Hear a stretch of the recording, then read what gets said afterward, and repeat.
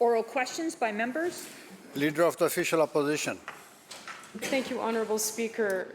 The Doctors of BC, representing 14,000 physicians in our province, took the rare step of issuing a statement yesterday saying how deeply concerned they are by the Health Minister's recent comments that nurse practitioners provide better care than doctors. Family physician Jennifer Lush says, and I quote, "It was a profound slap in the face to every physician. It's smoke and mirrors, and it's a strategy to sow seeds of division rather than focusing on the real issue, which is that we have a crisis in BC of 1 million people not having access to a family doctor," end quote. So instead of smoke and mirrors, will the minister today acknowledge the value of family doctors, end the divisive rhetoric, and take action to deal with a growing crisis of healthcare in our province? Minister of Health. Thank you, Honourable Speaker.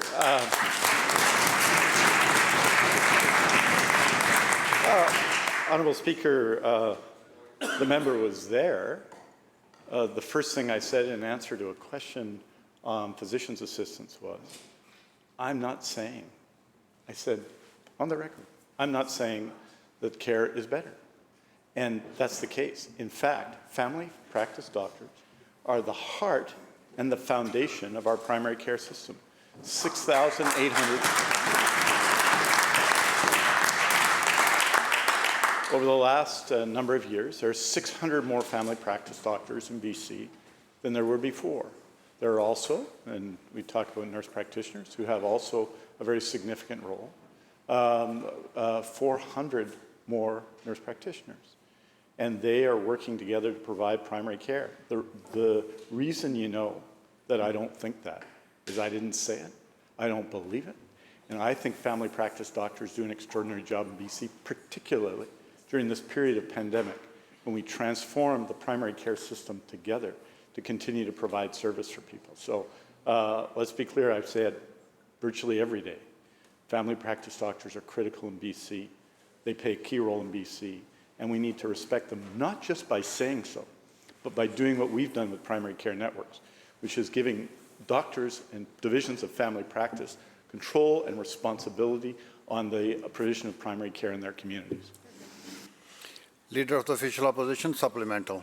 Well, thank you very much to the minister. And we should be perfectly clear about who heard the comments and how they were said. Doctors were watching across British Columbia, and their comments were based on what they heard, not what I heard. So to be clear, they issued the statement. They took the rare opportunity to issue a statement about what this minister said after watching his health estimates. Doctors are upset and angry about what they heard this minister say. As Dr. Anna Wolak says, and I quote, "The minister's comments confirm that we are undervalued as people and as physicians. It's an actual gut punch," end quote. Not my words. And I was in the room with the minister while doctors were listening and sending in their comments. Almost 1 million people in British Columbia do not have a doctor. And this minister continues to say everything's okay. Doctors are closing their practices, and many more have indicated they will do that because they feel undervalued. Will the minister get up today and at least acknowledge the impact of his words and take immediate action to fix the crisis in primary care? Minister of Health. Well, thank you very much, Honourable Speaker. And that the circumstance, the Leader of the Opposition talks about unattachment. There were twice as many unattached people in 2017 as in 2003. The rate of unattachment increased by 70% in that period. What that tells you is that that's a trend over a period of time. Only once in those 14 years did attachment get less. There were modest improvements in 2018 and 19, and the pandemic's had its effect. Every day, we should celebrate the work of family practice doctors, and every day I do so. I understand what it means for our families and for our communities, and the need to provide care to patients. It's why, under the most difficult of circumstances, in this past year, the year ending March 31st, there were 1.5 million more visits than there were before the pandemic in spite of those extraordinary difficulties. If anything tells you about the commitment of our family practice doctors to our province, to their patients, and to our healthcare system, it's that. And I and the government will continue to support them. Opposition House Leader. Well, thank you very much, Mr. Speaker. The question that the Leader of the Opposition has asked, and I will do so again, relates to the words of this Health Minister in the estimates process just down the hall from here. These were his words, and he can choose to deflect around that here this morning. He said what he said, and doctors across the province were outraged. They were paying attention, and they felt disrespected. So the questions are about the choice of words and whether they truly reflect how this minister feels about family doctors and their role in our healthcare system. And I would remind the minister that under his watch, 1 in 5 British Columbians don't have a family doctor. So this really matters. Instead of focusing on action to ensure that we don't lose any more doctors and that we don't have more stories like we profiled yesterday in Ucluelet, that we've profiled in James Bay, that we've profiled all around this province, that we don't hear more of those stories, but rather we see more doctors added to the system and fewer people being unattached. So once again, I will point out another statement for this minister. This one is from the BC Family Doctors Association in direct response to the minister's words yesterday. And I quote, "Such comments are disheartening and divisive. BC's primary care crisis will not be solved by fostering an us versus them culture." End quote. So again, to the Minister of Health, will he stop with this divisive rhetoric and focus on the action required so that British Columbians have a family doctor when and where they need one? Minister of Health. Honourable Speaker, it's unusual when you get criticized for comments, they don't quote the comments, which are pretty straightforward and consistent with what I've said for a long time. I think what family practice doctors in BC want is to promote team-based care. I know this because in our core family practice and primary care initiative, primary care networks, we've handed the responsibility for the recommendations and the frame of primary care networks and communities to family practice doctors. Just as an example, 160 of the people that have been hired on the direction and recommendation of family practice doctors have supported patients on issues of mental health and substance abuse care. Why? Because that assists, first of all, in getting people access to the best possible care, and it reflects what family practice doctors are dealing with in communities. We are working, what is clear, and this is clear for doctors and nurse practitioners and nurses and allied health workers, all of whom work in primary care, is that we're living in a moment where the complexity of cases has increased. And therefore, the system we have in place, the system we've had in place for a long time, the fee-for-service system, which depends on volume, is not well suited to dealing with the increasing challenges doctors face. This is particularly true of young doctors. It's why young doctors, in general, have told us they're not interested in taking up fee-for-service practice. And that's why we're working closely together with doctors in BC to address these issues. Opposition House Leader, supplemental. Thank you, Mr. Speaker. Well, let's take this back up a level. Under this minister's watch, an additional 200,000 British Columbians are unattached to family physicians. There's nearly 1 million British Columbians now without a family doctor in communities all across this province. So the actions that this minister have taken to this point are inadequate. It's not working. And more British Columbians, thousands more, are at risk of also finding themselves in the situation of not having a family doctor unless this minister starts taking the actions that are going to fix that. And this is why his comments yesterday, which again he chose not to address, his words yesterday, his words, are so critically important in this discussion. He needs to acknowledge the disrespect that were in those words. And he has an opportunity to do so here this morning. Dr. Yvette Liu is an award-winning family physician from Vancouver, and here's what this doctor had to say about the minister's words yesterday, and I quote, "Very disappointed that the health minister does not understand and appreciate the value of family physicians," end quote. Or how about this family doctor, Gareth Mannheimer, who calls the minister's comments, and I quote, "unfortunate and deeply disparaging. They have unmasked the apparent disingenuous nature of this government," end quote. Those are not my words. Those are the words of two family physicians amongst thousands that were disrespected and outraged by the minister's comments yesterday. So will the minister stop dividing people? Will he stop with the divisive rhetoric? And will he commit today to taking action that will ensure that British Columbians get the family physicians that they need in the communities where they live? Minister of Health. Honourable Speaker, I celebrate the work of family practice doctors every day. I celebrate the work of nurses every day, in the gallery or not. And I do celebrate the work of nurse practitioners, which is the core of the particular answer in question, as I celebrate the work of family practice doctors. I think that that reflects the views of people who actually practice medicine in BC, who want to see the development of team-based care. As you'll recall, Honourable Speaker, other efforts have been tried.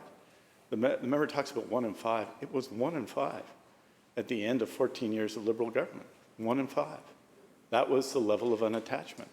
And it started in that case at 1 in 10, and it went to 1 in 5 in 14 years. And there's no other source of statistics. That's from the Canadian Community Health Survey. They started a program called GP for Me that was supposed to address it. Things got worse. And then they abandoned that program, and nothing happened. So what did we do? We started a program to develop primary care networks, to promote community health centers, to train more doctors in residency programs, to support and train more nurse practitioners, and to build out team-based care so that healthcare providers would work together to the extent of their skills. And that process has been led and supported by family doctors. I support family doctors every day. I respect their role, and I respect it so much so that they've been key partners in every aspect of primary care reform.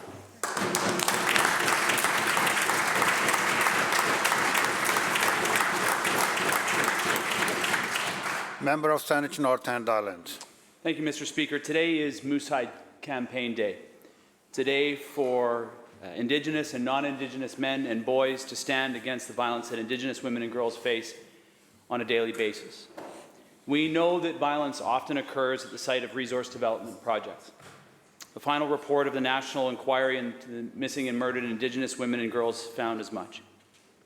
When a new resource development project comes to town, like Site C, rates of gender-based violence, child abuse, and sexual violence go up. In turn, substance use goes up. And then the cycle repeats and intensifies. The Minister of Mental Health and Addictions knows as much because in 2016, as a federal NDP MP, she criticized Site C for going through without consideration to the impacts of Indigenous women and girls. 6 years later, this government has doubled down on Site C, Coastal GasLink, and others, while doing little to address this violence. My question, Mr. Speaker, is to the Premier. He's traveling to Site C this week. What is he doing to protect Indigenous women and girls from the violence they face as a result of these resource development projects? Minister of Indigenous Relations and Reconciliation. Well, thank you, Mr. Speaker, and thank you to my colleague across the way for drawing attention to the issues of violence facing Indigenous women and girls every day, and he does so on Moose Hide Campaign Day, which is most appropriate. We are taking steps throughout the work of the action plan under the Declaration on the Rights of Indigenous Peoples to address violence and systemic racism in a number of ways, starting with the Police Act, dealing with Indigenous Justice Centers, and so many other initiatives to address the scourge of violence and racism, occurring, of course, not just in the locations identified by the member, but across our communities, and we will continue to do so. Member for Saanich North and Islands, supplemental.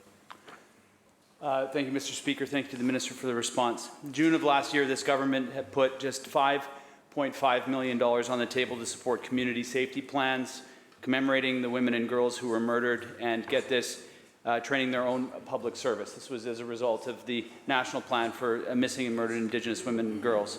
$5.5 million, frankly, Mr. Speaker, is the equivalent to lost change in a couch to this government. Let's look at what this government was willing to spend more money on in 2021 than missing and murdered Indigenous people. $7.93 million for 7 advertising campaigns from the government's communications department. $30 million to mark BC's 150th anniversary into Confederation, an additional $8 billion on Site C, hundreds of millions of dollars in subsidies to the fossil fuel projects. In June of last year, this government said more investments were under consideration. So through you, Honourable Speaker, to the Minister of Indigenous Relations and Reconciliation, he's had close to a year to consider this additional funding. How much more can Indigenous women and girls expect for this government to spend in order to protect them from the impacts of violence? Minister. Well, again, I thank the honourable member for drawing attention to this difficult issue. In fact, every week across British Columbia, there are an estimated 1,000 physical or sexual assaults against women. And as the member would know, Indigenous women and girls are disproportionately targeted by that. Our government has supported the Moose Hide campaign since the previous government as well since 2011, and our government has provided almost $3 million and worked with the federal government to provide $4 million more and urge them to find funding in the private sector. We have done, as the member pointed out, as part of our BC's Path Forward response to the report on the murdered and missing Indigenous women and girls, a community fund grant of $4.5 million, and we're supporting the Giving Voice campaign sponsored by my minister's advisory committee on Indigenous women and girls. There's much work to do to dismantle systemic racism. Our government is committed to that in a variety of actions, and in part we do so through the support of we have given to provide secure and stable funding for sexual assault centres, committed $22 million to do so. Mr. Speaker, there are an array of initiatives through many ministries to address the scourge of racism and systemic violence against Indigenous women and girls. We know this work must continue. There's much more to be done, but I'm proud to be part of a government that is investing in so many ways to address the scourge of racism and discrimination.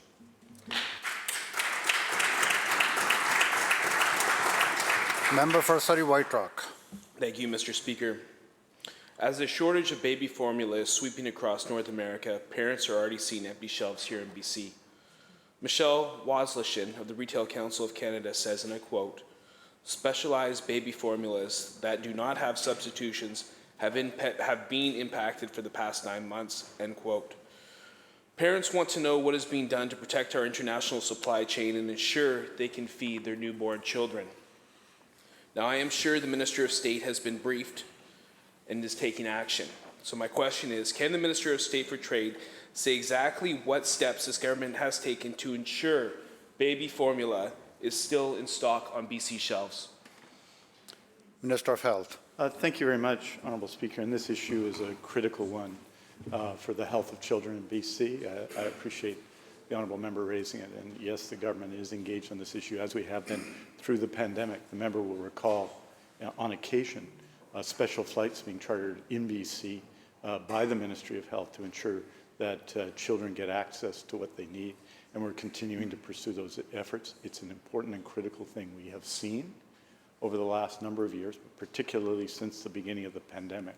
Some of our traditional suppliers, including in the United States, restricting access to essential items. It reminds us of the need to build our domestic supplies of vital resources, and we'll need to work together with the Government of Canada to do this. But the government is engaged at all levels in trying to support and support the health of children, as we were during the pandemic. We took specific action. Issues were raised, including issues raised by members of the opposition personally with me, and action was taken as a result. So I appreciate very much the member raising that question today. Member for West Vancouver, Sea to Sky. Thank you, Speaker.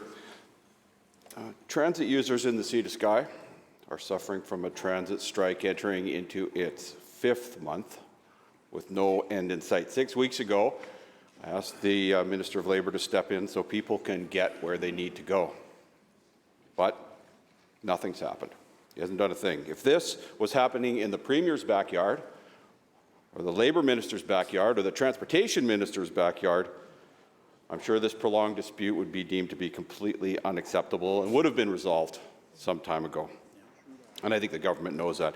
When will this minister do his job and put these parties into binding arbitration? Minister of Labour.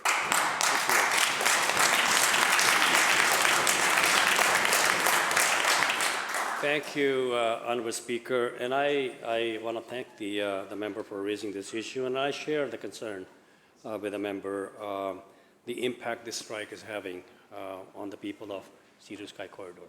And we talked about this numerous times. That's why I have reached out, my office have reached out to both parties on numerous occasions. I personally have reached out to both parties, encouraged them to get back to the table, and they did. But both times, as latest as yesterday, they were back at the bargaining table, but no results. The talks broke off again, and I urged them again that the services of the Labour Board are available to them, the only phone call away, and the mediator is available. And we urge both parties to get back to the bargaining table, because that's where the solution is. But sitting aside, breaking talks, is not going to solve the problem. And the agreement is going to come when they're at the bargaining table, negotiate in good faith. Member for Peace River North. Thanks, Honourable Speaker. For almost a year, people from Lytton have been living in motels, waiting to know when they can return and rebuild their own homes. So you can imagine their disgust and dismay when last night on television that they saw a private company was allowed into Lytton to film a promotional commercial amid the wreckage of their burnt-out homes. The commercial featured two young girls without protective gear pulling a wagon through the streets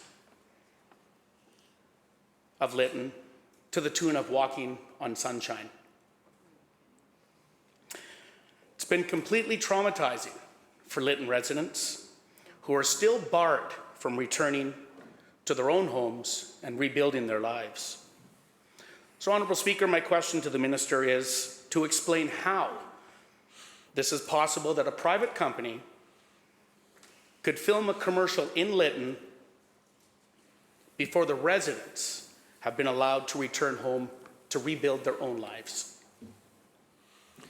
Minister of Public Safety and Solicitor General. Thank you, Honourable Speaker. I thank the member for the question, and I shared exactly the same concern as the member did when I heard that this in fact had taken place. This was a decision made by the Council of Lytton.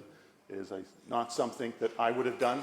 The Council of Lytton does make these decisions, member. They don't come and ask the province for permission. And quite frankly, I found it mind-boggling that that's what in fact took place. But I'd also like to take this opportunity to also let the member know that residents are able to return to their property.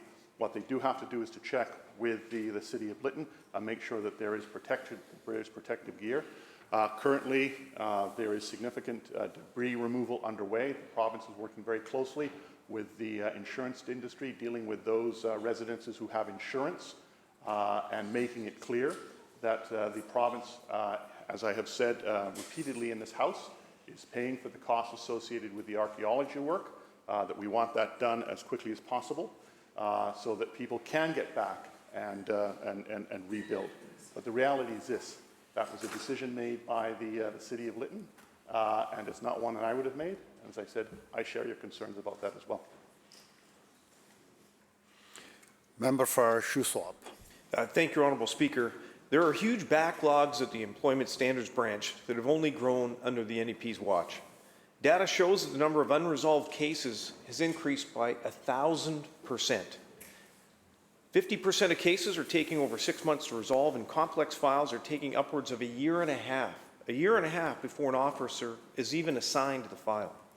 This is hurting employers and employees who are waiting for resolution of their problems and can't get it from this government. What is the minister doing to clear the massive backlog of cases that are waiting to be heard at the Employment Standards Branch? Minister of Labour. Thank you, Honourable Speaker. Let's be clear. The backlog at the Employment Standard Branch always existed. under their watch and exists today. Only difference is, Mr. Speaker, that under their watch, it was hidden. Members. The complaints under their watch from 11,000 a year went down to 4,500. Why? Because half of the employment standard branches were shut down. Half of the officers were laid off. And if that wasn't good enough, they threw in self-help kit. And anyone who had a complaint, they were told, fill this, stack of papers. You're on your own. Go resolve yourself. We are taking action. We're taking action, Mr. Members. Speaker. We have added $14 million when we formed government to add more resources, 35 new officers. And as of last year, we added another 24 on temporary basis. And more are coming because we are committed to make sure that the workers who need help, when they feel that their rights have been violated, they get the help when they need it in a timely fashion. We're committed to that.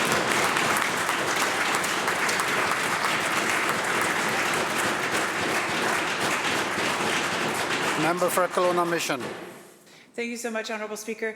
Well, the NDP has now confirmed that their consultation exercises on their clawback of autism funding were nothing but a sham. This week, the minister charged ahead and ignored parents by issuing a request for proposals for the new hub model that will begin next year. This RFP all but confirms that parents won't have access to the same level of service, which will, and I quote, shift away from the concept of one-to-one intervention, end quote. When will the minister get serious about listening to parents by pumping the brakes and cancelling this request for proposals? Minister of Children and Family Development. Thank you, Honourable Speaker, and thank you to the member for the question. It is very important to be listening to families, and we've been engaging formally with families since 2019, and the Ministry has been hearing for years, Honourable Speaker, from many families that the current approach of patchwork access to services leaves far too many children behind. We're going to continue listening to families and service providers and community agencies and Indigenous communities as we work on the early implementation and as we continue forward with provincial implementation into 2024 as well. There's currently a survey available on the website. It's available in 5 languages because we want to provide lots of different ways to continue listening to families, and we're committed to working with families to get this right. And we know that there are far too many families out there who have a worry about their child and they want to be able to bring them to a service provider, a therapist, and be able to be receiving services now, not have to wait for a diagnosis. This is the new system that we're building. We're building it in partnership with families and communities and service providers so that all children and youth with support needs will be able to thrive.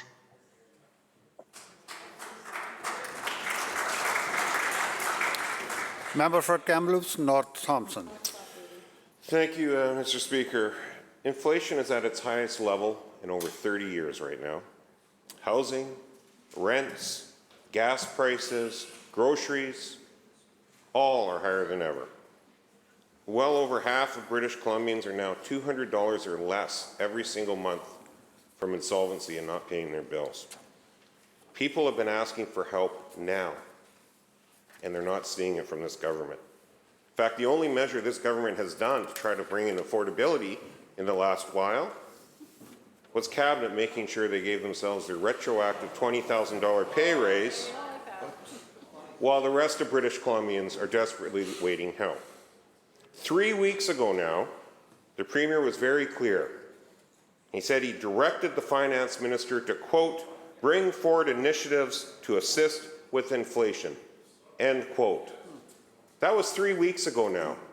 Price has gone up another, gas alone has gone up another 20 cents a litre in that 3 weeks. Can the Finance Minister give an update on when exactly those inflation-fighting initiatives will be announced? New inflation-fighting initiatives. Minister of Finance.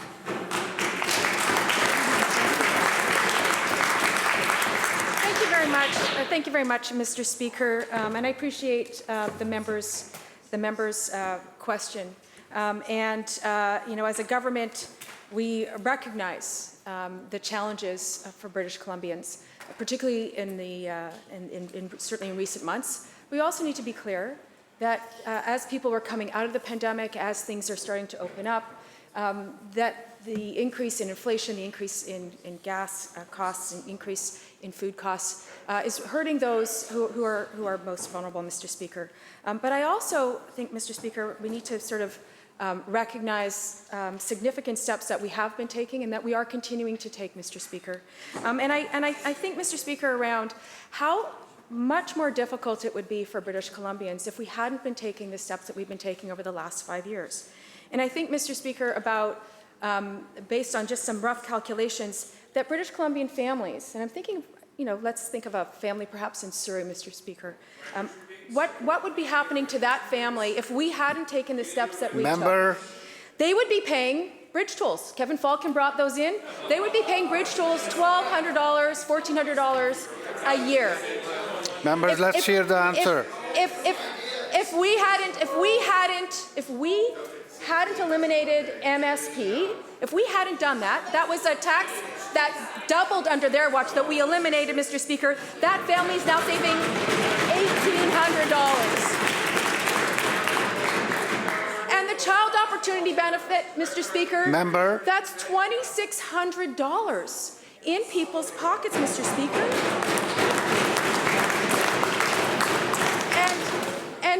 And free transit for children, Mr. Speaker. So when I just that summary, Mr. Speaker, that's $7,400 a year in people's pockets. Oh, and ICBC, let's not forget that. I forgot that, Mr. Speaker. Not only are they paying 20% less in their annual insurance, but they're getting rebates, Mr. Speaker. They're getting rebates, and the rebates. The third rebate, Mr. Speaker, is coming this month. The third rebate, Mr. Speaker. There is absolutely more work to do, Mr. Speaker. We are working to continue to deliver for British Columbians when they need it most.